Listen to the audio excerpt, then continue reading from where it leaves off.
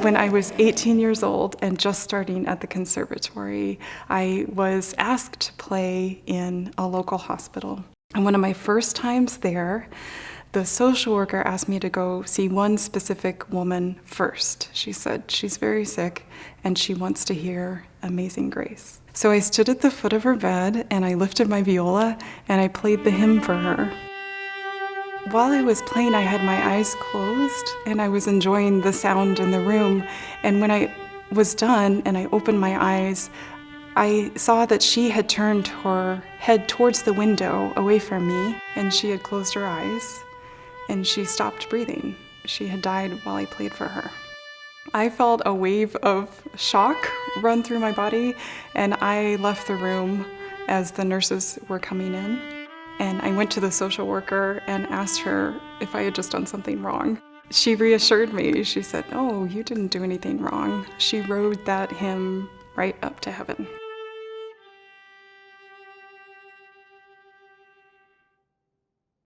I am a musicologist, and currently I'm studying medieval music that was sung at the bedsides of the sick and dying.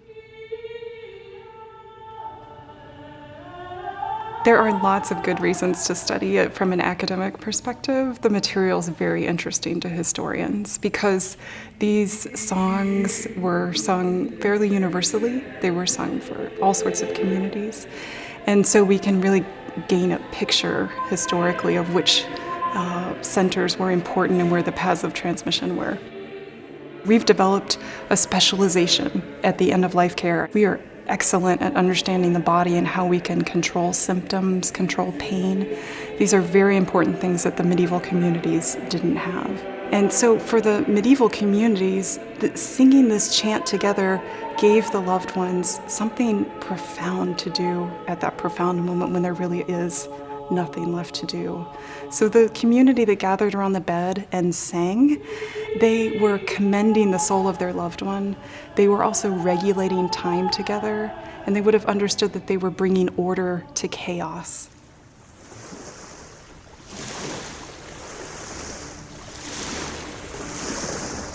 At the moment when our loved one dies, our tendency might be to say, "No, please don't go." And so this medieval ritual actually prescribed a type of acceptance.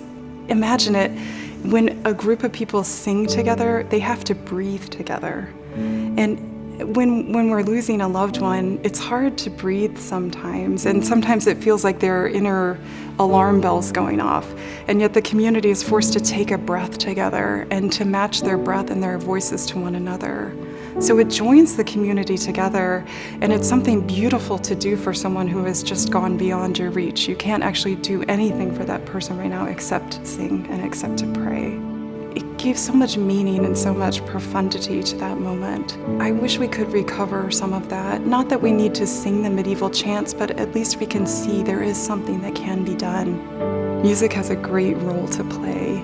It is one of the last types of beauty that we can accept at the end of our lives. There comes a point maybe when we can't open our eyes.